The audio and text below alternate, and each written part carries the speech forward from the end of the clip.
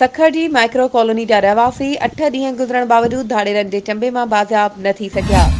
मुखबिन जी बाज़ियाबी लाइ वारसन जो press club आॾो एहतजाज। सखर जी माइक्रो कॉलोनी जा रहवासी 8 ॾींहं अॻु मर्दनि औरतुनि ऐं मासूम ॿारनि समेत अगवा थियल 9 ॼणा बाज़ियाब न थियण ख़िलाफ़ वारसन एजाज़ अली सियाल, नईम अली सियाल, आचो पंवर, ताज मोहम्मद पंवर ऐं ॿियनि जी अॻवानी में सखर प्रेस क्लब आॾो एहतजाजी मुज़ाहिरो कयो।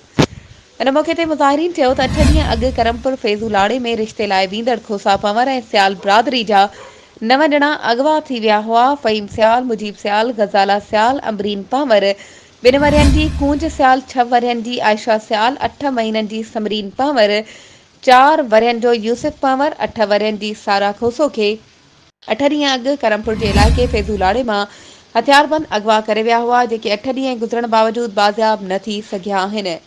पुलिस मुखबिन जी बाज़ियाबी लाइ के बि क़दम न खंया आहिनि। पुलिस सिर्फ़ हदबंदी में मसरूफ़ आहे।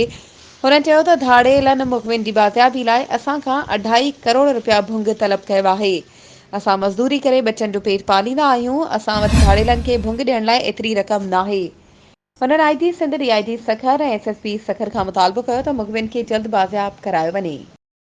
वधीक ख़बरुनि ऐं अपडेट्स जे लाइ असांजे चैनल खे सब्सक्राइब कयो ऐं हा, बेल आइकन खे प्रेस करणु न विसारिजो त जीअं असांजी हर नई अचण वारी वीडियो तव्हां ताईं पहुची